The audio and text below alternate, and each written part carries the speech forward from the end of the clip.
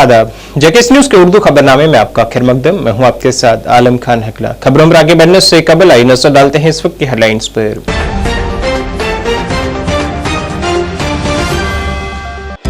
अमला, अवामी शिकायत और पेंशन की वजारत ने जम्मू में 54 में प्री रिटायरमेंट काउंसलिंग वर्कशॉप का किया इनेकाद। डॉक्टर जितेंद्र सिंह ने मुलाजमिन की फलाह बहबूद के लिए हुकूमत की वाबस्तगी पर दिया जोर।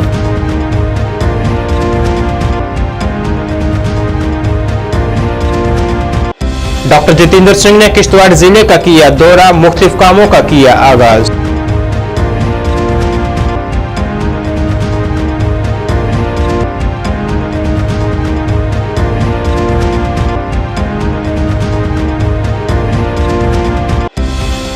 बारामूला पट्टन में पानी की अदम दस्तयाबी पर हुई पत्थरबाजी मामले पर इंतजामिया ने जांच के जारी किए अहकामात। डिप्टी कमिश्नर ने मामले को हकीकी समझते हुए टैंकर के जरिए पानी फराहम करने का दिलाया यकीन।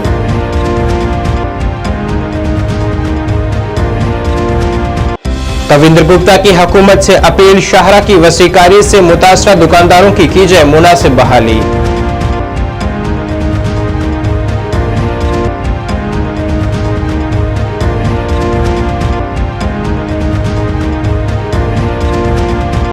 और अवामी नेशनल कॉन्फ्रेंस ने कहा, पार्टी मफाद को तुरक कर अवामी मफाद पर गौर करने से मुत्तहद रहना असरदार हो सकता है साबित।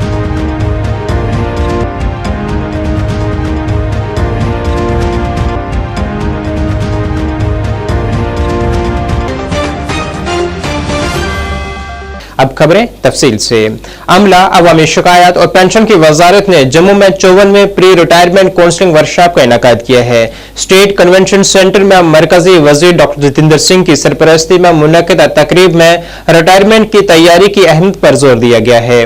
वर्कशॉप ने रिटायर होने वाले मुलाजमीन को अनुभव अवार्ड स्कीम, जीवन प्रमाण, पेंशनर्स के लिए digital life certificate, pensioner portal, मरकजी हुकूमत की सेहत स्कीम और दीगर के से मुतल्लिक बसीरत पेश की है। मरकजी वजीर डॉक्टर जितेंद्र सिंह ने खिताब करते हुए मुलाजमिन के फलाह बहबूद के लिए हुकूमती वाबस्तगी पर जोर दिया है। रिटायरमेंट की हमवार मुंतकिली के लिए काबिल कदर रहनुमाई उन्होंने फराहम की है।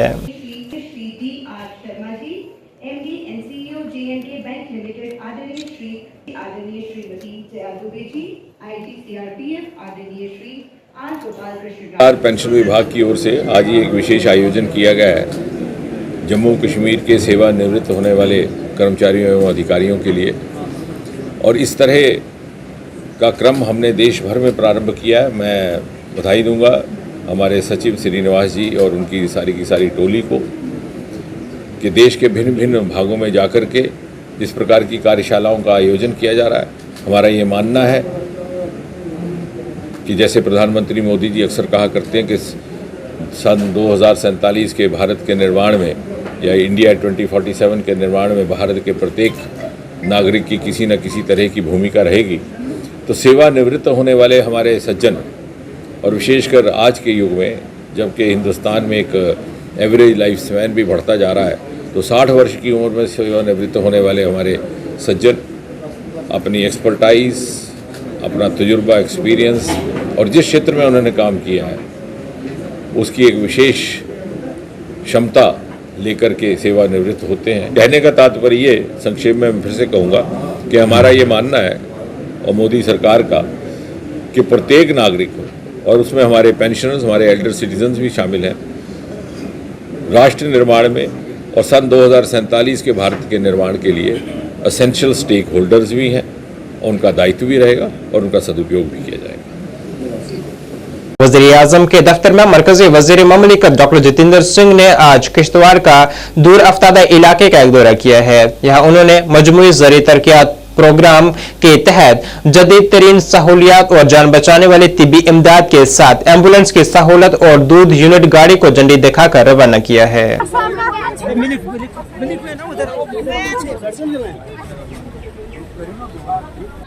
मंच पर करना है तो चुनीलाल जी आपको यहाँ से बता देंगे।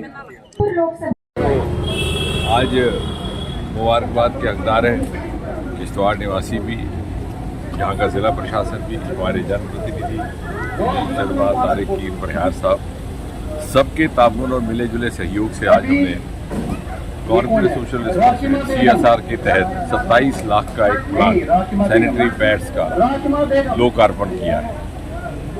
क्योंकि जैसा कि आप जानते हैं कि इस वक्त दुनिया भर में एक मुहिम चल रही है, मेंस्ट्रुअल हाइजीन, सैनिटरी हाइजीन, और हमारी छोटी छोटी बच्चियां, हमारी बहनें जो दूर दराज के इलाकों में रहती हैं, उनको ये सहूलत मुफ्त या कम दाम पर मुहैया हो और इसकी ज़रूरत और इसकी जानकारी भी नसीब हो कि उसका क्या फ़ायदा और कैसे इस्तेमाल करना है। उस नीयत से इसको यहाँ पर इंस्टॉल किया गया। मुझे शुक्रिया अदा करना है फाइम फाउंडेशन का भी, एक ऑल इंडिया फाउंडेशन है। इसी तरह के अलग अलग शहरों में यूनिट लगाए गए हैं, वाराणसी में, दिल्ली में, और हमारा ये उनके आगे मुतालबा था कि दूर दराज इलाकों में इसकी शुरुआत की जाए। तो किश्तवाड़ चूँकि पहाड़ भी हैं और दूर दराज हमारी बहनों को, और मुझे इन सारी बहनों का शुक्रिया अदा करना कि इन्होंने मिलजुल करके हमारा ताउन किया, आगे भी इस तरह का किया जाएगा। इसके अलावा ये जो गाड़ियाँ लोकार्पण हुआ है सेल्फ हेल्प ग्रुप्स हमारी बहनों को लेकर के, क्योंकि मोदी जी ने आह्वान किया जैसे मोदी जी का आह्वान है लखपति दीदी का, और हमारी जितनी भी नीतियाँ रही हैं, योजनाएं पिछले 10 वर्षों में कहीं ना कहीं महिला केंद्रित रही हैं। चाहे वो गैस सिलेंडर को लेकर के थी उज्ज्वला, चाहे वो प्रधानमंत्री आवास योजना, जहाँ महिलाओं के नाम, बहनों के नाम मकान तामीर किए जाते हैं, और इसलिए वो आत्मनिर्भर रहें, मनोवैज्ञानिक तौर पर भी और आर्थिक तौर पर भी। और किश्तवाड़ जैसे क्षेत्र का जहाँ तक ताल्लुक है, जैसे आपने पूछा कि पिछले 10 वर्षों में PMGSY सड़कों का जाल बन गया, बल्कि मैं तो ये कहूँगा आने वाले वक्त में ये शुमाली हिंद उत्तर भारत का पावर हब बनने वाला है। जितने यहाँ पे प्रोजेक्ट्स आए सारे मोदी जी के ही कार्यकाल में, चाहे पक्कड़ डोल 1000 मेगावाट का, चाहे 850 का रेटले प्रोजेक्ट जो रुक चुका था पिछली सरकार में, उसको दोबारा शुरू किया गया, चाहे कवार प्रोजेक्ट, चाहे दूलहस्ती फेज़ 2, कुल मिलाकर के लगभग 8000 से ज़्यादा मेगावाट बिजली का यहाँ पर निर्माण होगा। और न सिर्फ किश्तवाड़ बल्कि उत्तर भारत के लिए ये एक सोर्स साधन बनेगा। बारामूला जिले के चीनाबल पट्टन में पीने के पानी की अदम दस्तयाबी के मामले पर श्रीनगर बारामूला शाहरा पर एहतजाज हुआ है।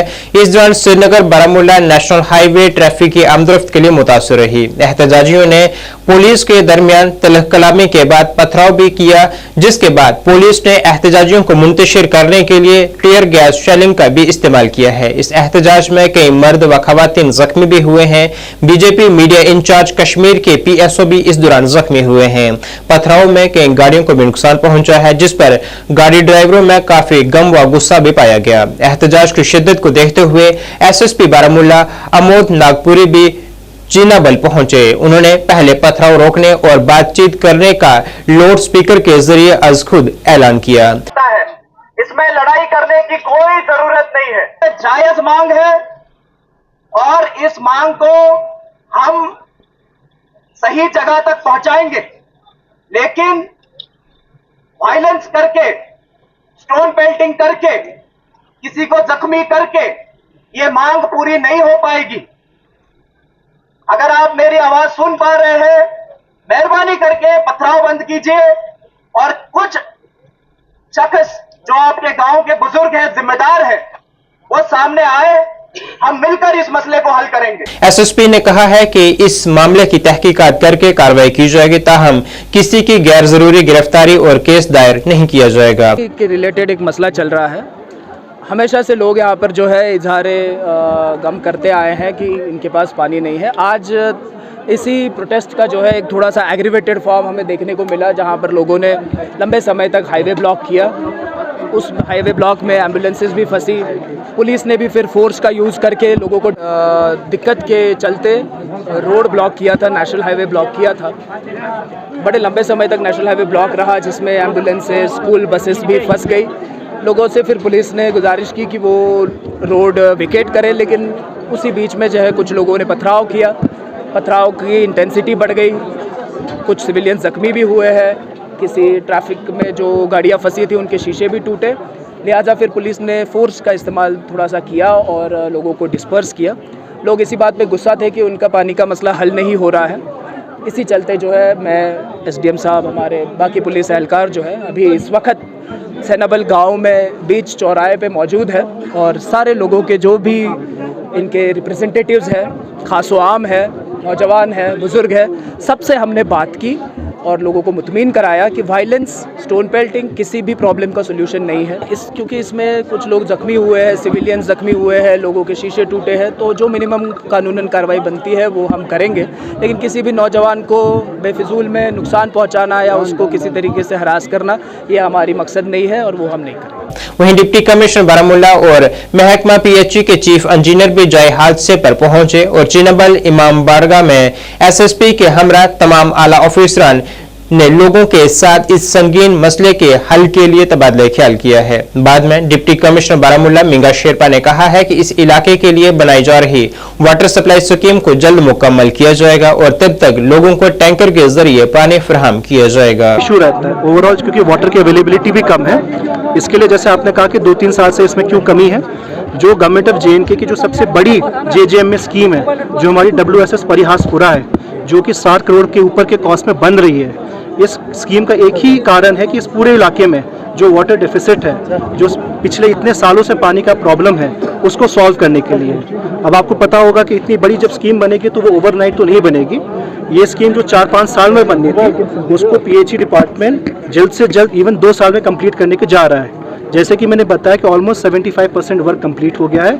हम ये आशा करें कि अगले 6-7 महीने में ये काम हो जाएगा, जिससे नॉट जस्ट छेनाबल, इस पूरे पटन इलाकों को जो पानी की डेफिसिट है, क्योंकि पानी हम यहाँ पे सिंध नाले गांधरबल डिस्ट्रिक्ट से ला रहे हैं, उससे पूरे सब डिस्ट्रिक्ट को पानी सप्लाई हो जाएगा।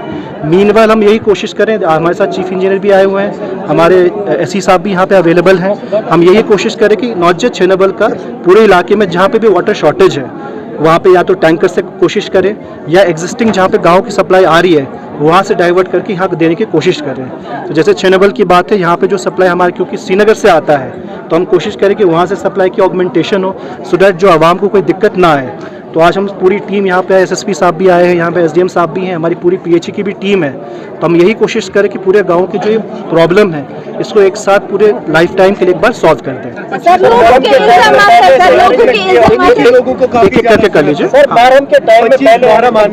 नहीं, 25 मुहर्रम में जो चैनबल में बहुत बड़ा प्रोसेशन निकलता है, तो चीफ साहब भी, ये हमने कमिश्नर SMC से भी बात किया है। हम यही कोशिश कर रहे हैं कि हर दिन एक ऑल्टरनेट डे या डिवीजन बारामूला से और डिवीजन जो हमारे SMC डिवीजन से पानी टैंकर आएगा, तो हमारी यही कोशिश रहेगी कि जब तक शॉर्टफॉल नहीं होती है कवर हमारे WSS परिहासपुरा से, उसमें टैंकर सप्लाई प्लस आसपास के गांव के जो सप्लाई है स्लूस लगा के वहाँ से एडिशनल वाटर सप्लाई देने की भी कोशिश रहेगी, सो दैट मुहर्रम के इस होली मंथ में लोगों को दिक्कत ना आए। सर, लोगों के इल्जाम है, पुलिस ने ज्यादती की लोगों के साथ, उस बारे में आपका क्या कहना है? उस बात में भी तहकीकात में जाएंगे कि क्या इशू हुआ, क्योंकि एक आपको पता है कि एक लॉन्ग पेंडिंग इशू है पानी का, तो उसमें जांच करके ही हम बता पाएंगे कि क्या इशू हुआ। काफी ज्यादा लोग जख्मी हो गए दोनों तरफ से लोगों का। नहीं, जैसे मैंने कहा कि तहकीकात करेंगे, जिसको भी कोई भी इंजरी होगी, SDM साहब भी हैं, तहसीलदार साहब भी हैं, उनको भी मैंने डायरेक्शन दिए, किसी को भी कोई इंजरी है, कोई भी दिक्कत है, कोई नुकसान हुआ है, उसकी रिपोर्ट बना के देंगे। हम कोशिश करेंगे डिस्ट्रिक्ट के रेड क्रॉस से, SDRF फंड से उसको कॉम्पनसेट करने। देखिए, जो मैंने आपको बताया कि जो वाटर टैंकर्स का इशू है, जो डिस्ट्रिक्ट पर जितने भी वाटर टैंकर्स है, मैं आपको श्योर करना चाहूँगा, हमने मोर देन 50% वाटर टैंकर्स पूरे डिस्ट्रिक्ट बारामूला के हमने यहाँ सब डिस्ट्रिक्ट बारामूला पटन में लगाए, सो डैट मुहर्रम के मौके में यहाँ पे कोई इशू ना हो। जो आपने बिजली की बात कही, इसमें ऑलरेडी ऑनरेबल LG साहब की PDD डिपार्टमेंट खुद की डायरेक्शन है कि जहाँ जहाँ स्पेशली इमाम बारगाह है, जहाँ जहाँ पॉपुलेशन है, वहाँ पे जितनी हो सके बिजली देने की कोशिश करें। अगर कोई स्पेसिफिक इशू अगर आपको है तो हम वहाँ पे कोशिश करेंगे। SDM साहब भी मेरे साथ यहाँ अवेलेबल है, वहाँ पे कहीं जेनसेट से सप्लाई दे, कहीं और सप्लाई दे, सो दैट लोगों को इस होली मंथ अगर कोई मजलिस हो रही है वहाँ पे कोई सप्लाई हो तो कोई इशू ना हो। अगर कोई स्पेसिफिक अगर आपके पास है तो मुझे बताएं, क्योंकि हमें जितना मुझे फीडबैक आया हम लोग कोशिश कर रहे हैं, और ये बाकी कई लोग बताएंगे भी कि अभी तक यहाँ पे 18 से 20 घंटे सप्लाई, स्पेशली इस महीने में, क्योंकि डिपार्टमेंट की डायरेक्शन है, हम कोशिश करें सप्लाई करें। अंदर भी आप लोगों से बात कर रहे थे, जमीन हो गए जो आपने उनसे बात की? नहीं, जैसा आपने बताया, जो इशू है जेन्युइन इशू है, वाटर शॉर्टेज एक्चुअली है, ये कोई दो राय नहीं है इसके बारे में। लोगों ने सफ़र भी किया क्योंकि पानी की शॉर्टेज है, तो सरकार की यही कोशिश है कि इन लॉन्ग टर्म की 6 महीने में हम इनको WSS परिहासपुरा की तरफ से 24/7 वाटर सप्लाई दें।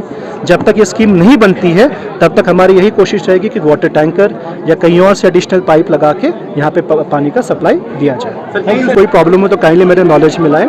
जहाँ जहाँ जिस प्रोजेक्ट में हमारे पास फंडिंग है वहाँ पे कॉन्ट्रैक्टर्स टाइम पे काम कर रहे हैं। हमारे जो एग्जीक्यूटिव इंजीनियर्स है ऑन द ग्राउंड है, वो इंश्योर करते हैं कि इसकी रेगुलर मॉनिटरिंग भी होती है, मेरे लेवल पे, डिवकॉम साहब के लेवल पे, चीफ सेक्रेटरी। अवामी नेशनल कॉन्फ्रेंस के सीनियर नायब सदर मुजफ्फर शाह ने श्रीनगर में एक प्रेस कॉन्फ्रेंस की है जिसमें उन्होंने मुख्तलिफ मामलात को उजागर किया है। उन्होंने कहा है कि इत्तेहाद तभी काम करेगा जब अवाम की बात की जाएगी और पार्टी जाती मफाद को तुरक कर अवामी मफाद की बात करनी चाहिए। उन्होंने हिज़्ब इख्तिलाफ रहनुमा राहुल गांधी से भी अपील की है कि वो जम्मू कश्मीर और लद्दाख का दौरा करें और देखें कि दफा 370 की मनसूखी के बाद लोग किस तरह बदहाली में जिंदगी जी रहे हैं। उन्होंने कहा है कि बीजेपी संविधान हत्या दिवस मनाने जा रही है, लेकिन हिज़्ब इख्तिलाफ लीडर को बीजेपी को बताना चाहिए कि उन्होंने 5 अगस्त 2019 से हर रोज आइन को खत्म किया है। उन्होंने कहा है कि हम इत्तेहाद का हिस्सा बनने के लिए पूरी तरह से तैयार हैं।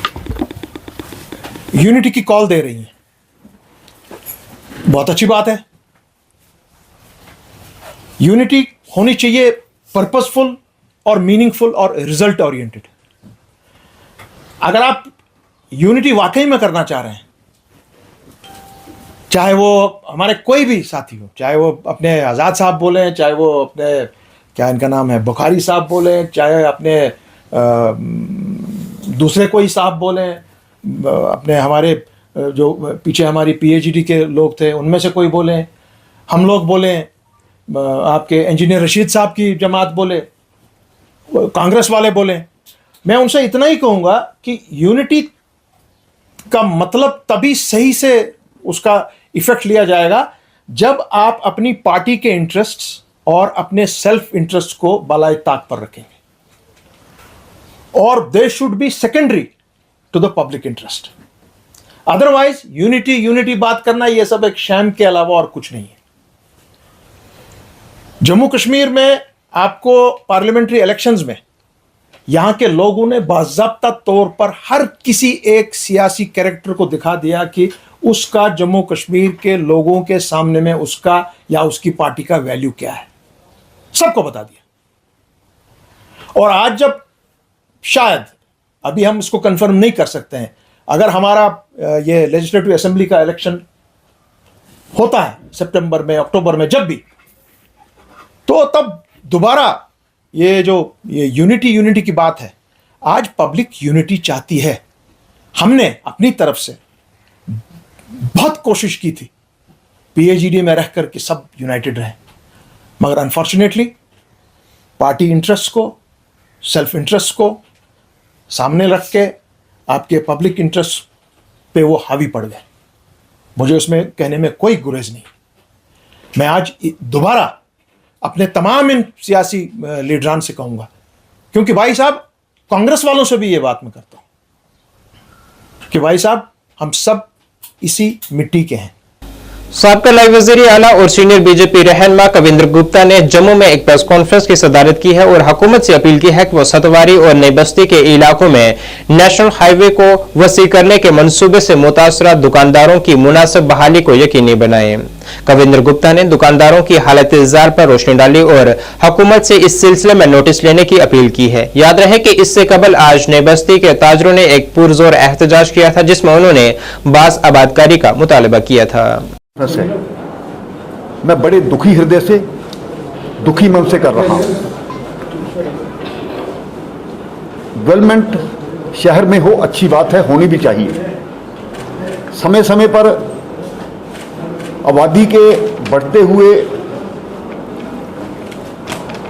परिस्थिति को देखते हुए शहर में बहुत सी डेवलपमेंट करनी पड़ती है, जिसके कारण से बहुत से लोगों को रिहेबिटेट भी करना पड़ता है। हम इस डेवलपमेंट के खिलाफ नहीं हैं।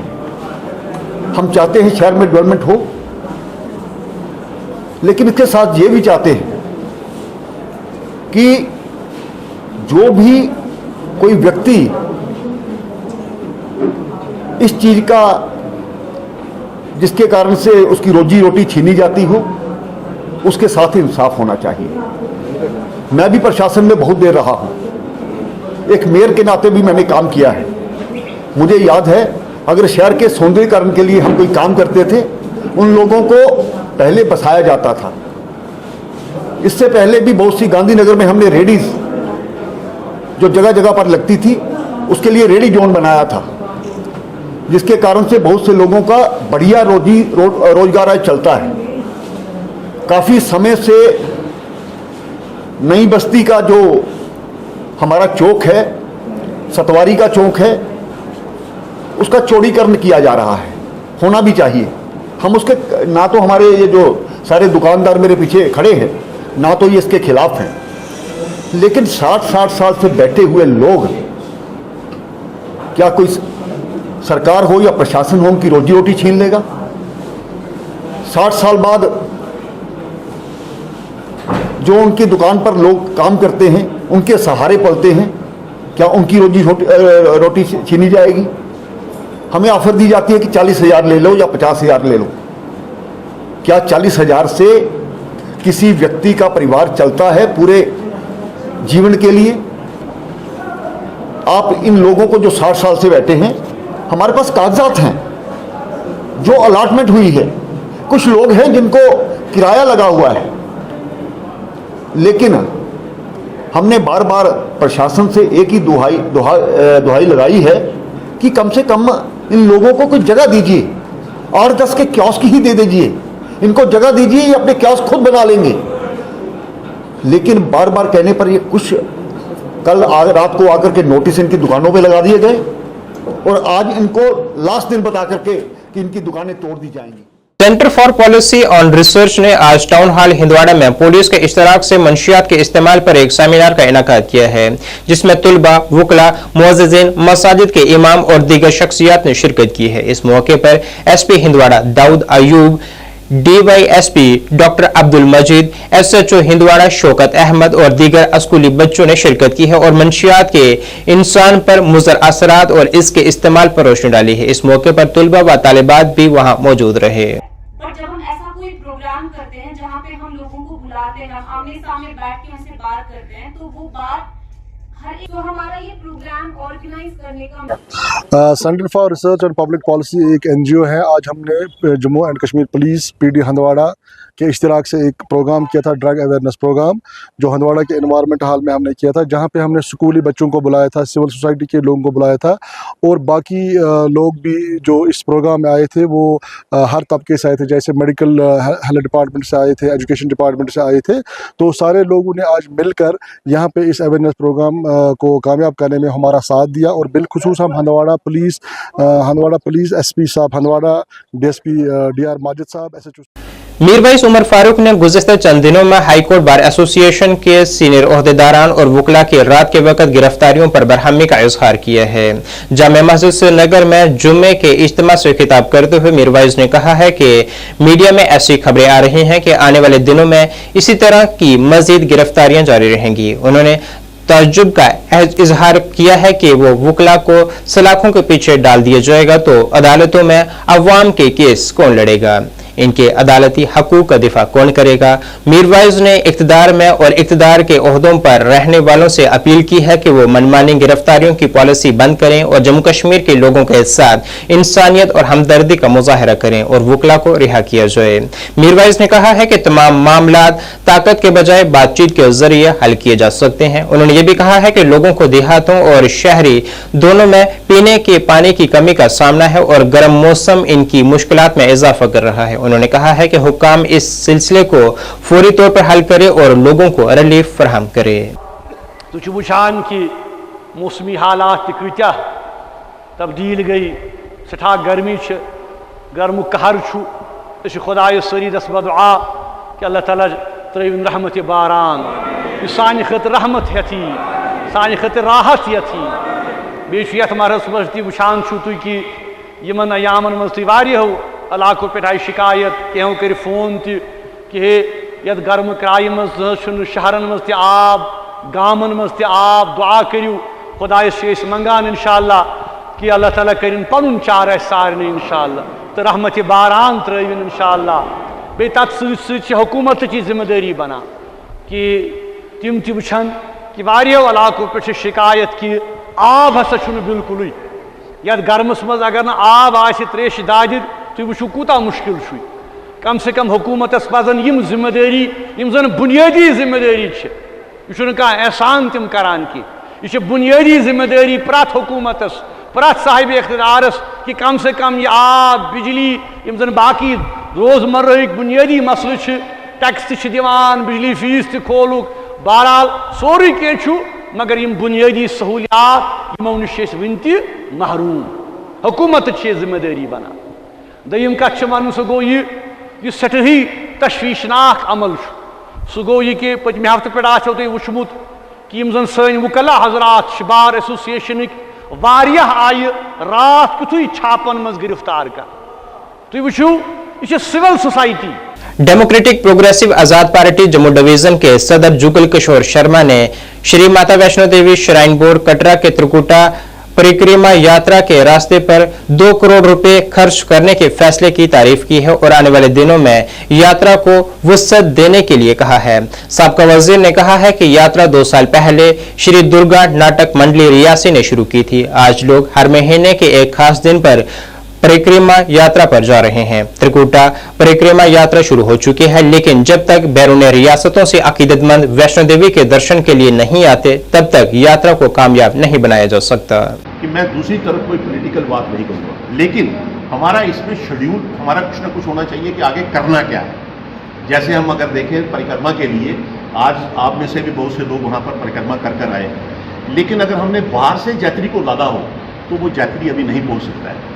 तो यात्री नहीं आएगा, जैसे मर्जी हम कुछ भी खड़ा कर दें, वहाँ मंदिर बनाएं, कुछ और ढोल धमाके करें, कुछ और करें, उसका कोई फायदा नहीं होगा। यात्रा तो परिक्रमा तो शुरू हो चुकी है, लेकिन उसको आगे कैसे ले जाना है, और ये जब तक आगे नहीं जाएगी तो तब तक हमारी जो परिक्रमा का अधूरा रहेगा। जो आस्था हमारी है, जिसने करनी है वो करे, लेकिन जब तक हम टूरिज्म पिलग्रिम टूरिज्म को डाइवर्ट नहीं करेंगे उसमें नहीं है।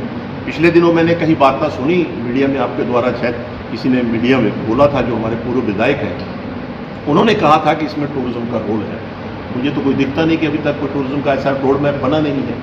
जब परिक्रमा हम जब तक ट्रैवल एजेंट्स बाहर के नहीं लाएंगे तब तक हम नहीं चल सकते, आगे नहीं बढ़ सकते। ट्रैवल एजेंट्स ने ही कस्टमर को कैच करना है। कि मेंबर ऑफ पार्लियामेंट वो यहाँ पर 2 टेन्योर रहे हैं, रियासी या उधमपुर को तो मेरी उनसे रिक्वेस्ट है कि अब आधी परिक्रमा उनके खाते में जाती है, तो मेरी आपके द्वारा उनसे मैं बताऊंगा कि कम से कम मेंबर ऑफ पार्लियामेंट का रियासी डिस्ट्रिक्ट में तो कोई पैसा आया नहीं था, अगर आया है तो वो काट ले, कम कर ले, और कम से कम अपनी एक स्टॉक में कम से कम 3-4 करोड़ रुपए दे दें, जिससे हमारा रास्ता बन जाए।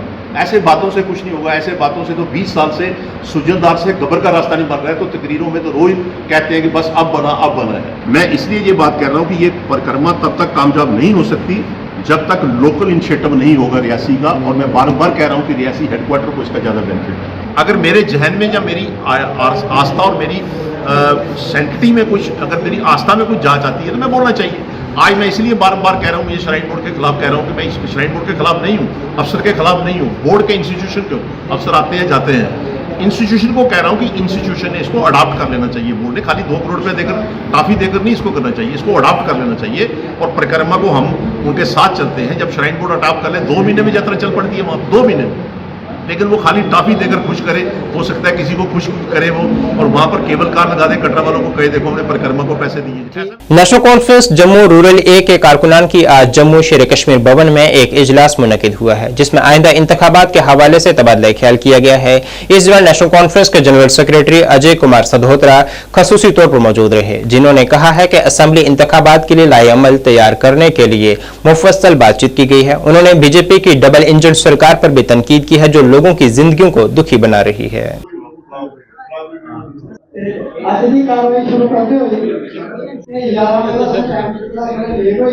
इलेक्शन ਲਈ ਤਿਆਰ ਹੋ। ਨੈਸ਼ਨਲ ਕਾਨਫਰੰਸ ਦੇ ਵਰਕਰ ਜਿਹੜੇ ਨੇ ਹਮੇਸ਼ਾ ਜਦੋਂ ਵੀ ਇਹਨੇ ਆਖਿਆ ਕਿ ਇਹਨੇ ਤਿਆਰ ਰਹੇ, ਔਰ ਇਹ ਹਰ ਵੇਲੇ ਇਲੈਕਸ਼ਨ ਮੋਡ 'ਚ ਹੁੰਦੇ ਨੇ। ਇਹ ਵਰਕਰ ਨੇ ਕਿ 96 'ਚ ਅਸੀਂ 4 ਸੀਟਾਂ ਲਈਆਂ ਸੀ, और पिछली 14 इलेक्शन जी हुई थी वो असी 2 सीटां लईआं इस जम्मू डिस्ट्रिक्ट। मैं उम्मीद है कि आने वाले वक्त च भी नैशनल कॉन्फ्रेंस की काफ़ी कामयाबी मिलेग, क्योंकि लोग बड़े दुखी न, परेशान न, खासकर जी 2019 के बाद डबल इंजन सरकार ने, बीजेपी ने जो लोगों कन्नै किया। महाराजा साहब की एडी वड्डी रियासत थी, वो 2 टोटे कर दिते, जम्मू कश्मीर के लोगों का दर्जा घटा दिता, यूटी बना दिता। और अज इलैक्शन जी है कोई रूटीन च इलैक्शन नहीं हुआ दी, ये सुप्रीम कोर्ट के हुक्म कन्नै हुआ दी है। कितनी बदकिस्मती है कि अस एक डेमोक्रेटिक मुल्क च रौह्ने आं। इस जम्मू कश्मीर च खासकर वोट का एक नैशनल कांफ्रेंस होया। अज नैशनल कांफ्रेंस की सुप्रीम कोर्ट जाइए आखना पौंदा कि मारे इत्थे इलैक्शन कराओ, कितनी बदकिस्मती है। हूँ सुप्रीम कोर्ट के हुक्म के मुताबिक इत्थे इलैक्शन होनी है और इलैक्शन च मी पक्का यकीन है कि आने वाले वक्त च नेशनल कांग्रेस की सरकार बननी है, क्योंकि लोग के मन बनाए लेदा, लोग समझिए दिन कि बीजेपी जी असी फॉर ग्रांटेड लैंदी है, बीजेपी साढ़े मसले हल नहीं करती, साड़ी मुश्किलात बढ़ाती है। जिते मैंने दसिया कि साड़ा दर्जा घटाई दिता, साड़ियाँ ज़मीनां छीनने लई कानून बनाया दिता, साढ़े अपने नौकरियां छीनने लई नौजवानों की कानून बनी है। थोड़े इत्थे जेड़ा आवा दा इत्थे तुस देखो कि किस किस्म का माहौल बना दा। इत्थे एक वक्त आई जाना कि अपने जम्मू के लोगों की पछाणना मुश्किल हो जाना, इस किस्म के हालात बनाना चाहते हैं। असी चाहते हैं कि इत्थे जेड़े सारे लोग चाहते हैं, जम्मू कश्मीर की सारिया पार्टियां चाहदियां कि इलैक्शन को पहले स्टेटहुड मिलना चाहिए, ताकि लोग जेड़े न स्टेटहुड च अपने मसले मसाइल हल कराई सकन। जम्मू कश्मीर की साबका वज़ीर आला महबूबा मुफ्ती की जानिब से जम्मू कश्मीर पुलिस के सरबराह RR7 पर आयद की गई मुबैना बयानबाजी की मुज़म्मत में आज राष्ट्रीय बजरंग दल ने जम्मू में एक एहतजाज किया है। एहतजाज की क़यादत करते हुए तंजीम के सदर राकेश बजरंगी का कहना था कि महबूबा मुफ्ती अब हर महाज पर नाकाम साबित हो चुकी हैं और यही वजह है कि वो इस तरह की बयानबाजी कर रही हैं। उन्होंने कहा है कि DGP RR7 जम्मू कश्मीर में बेहतरीन अवामी ताल्लुकात के साथ काम कर रहे हैं। जम्मू कश्मीर पुलिस इलेक्शन में पूरी तरह देखिए, जिस प्रकार से परसों महबूबा मुफ्ती ने एक प्रेस कॉन्फ्रेंस की, उन्होंने जम्मू कश्मीर DGP के ऊपर बहुत सारे एलिगेशन लगाए, जिनमें एक प्रमुख था कि DGP जो है वो सांप्रदायिक तौर पर काम कर रहे हैं। मैं महबूबा मुफ्ती जी से पूछना चाहता हूं कि एक भी कार्य कोई DGP का ऐसा बताइए जिसके ऊपर उन्होंने सांप्रदायिक तौर पर किया हो। क्या आतंकवादियों को पकड़ना, मारना, क्या पत्थरबाजों को पकड़कर जेल की सलाखों के पीछे डालना, क्या आतंकवादियों के सपोर्टरों को पकड़कर जेल की सलाखों के पीछे डालना अगर सांप्रदायिक है तो देश का हर वो राष्ट्रवादी व्यक्ति सांप्रदायिक बनेगा। महबूबा मुफ्ती जिसके पास अब कोई कुर्सी नहीं बची, इलेक्शन के अंदर पूरी तरह से हारी और अब वो भड़ास जो है वो DGP के ऊपर निकाल रही है। एक ईमानदार ऑफिसर के ऊपर ऐसे तोहमतें लगाना जिसका राष्ट्रवादी लोग जो है वो सहन नहीं करेंगे। पहला DGP है जिसने लोगों के साथ डायरेक्ट संपर्क बनाया है, जो संवाद उन्होंने लोगों के साथ किया है और हर जिले के अंदर जाकर लोगों से सीधे संवाद करने का काम इस DGP ने किया है। नहीं तो DGP के साथ मिलना किसी व्यक्ति के लिए आसान नहीं होता था, लेकिन आज DGP खुद सभाओं में जाकर लोगों से मिल रहे हैं और उनकी जो है परेशानियां पूछ रहे हैं। ऐसे ईमानदार व्यक्ति के ऊपर टिप्पणी करना यह सहन नहीं होगा। उन्होंने बीमारी कहा है, जो कश्मीर के अंदर बीमारी थी उसका उजागर किया है उन्होंने, और वो बीमारी जो है जिनके द्वारा फैलाई गई उनके पेट में दर्द हो गया। क्या अलगाववादियों के आगे इन्होंने घुटने नहीं टेके? क्या अलगाववाद को माह मुहर्रम के दौरान और इमाम हुसैन अलैहिस्सलाम की याद में अली फाउंडेशन ने डंगरपुरा के करीब बांडीपुरा श्रीनगर हाईवे पर शबील नस्ब की है और जुमे को लोगों में पानी और रस तकसीम किया है। फाउंडेशन के मेंबरान शबीर अहमद और तनवीर अहमद ने कहा है कि इस सबील का असल मकसद करबला और इमाम हुसैन अलैहिस्सलाम को याद करना और इनकी ये भी कहना था कि ये सबील गुज़िश्ता 13 दिनों से जारी थी, जो कल 14 दिन को उडीना में इख्तिताम पज़ीर होगी।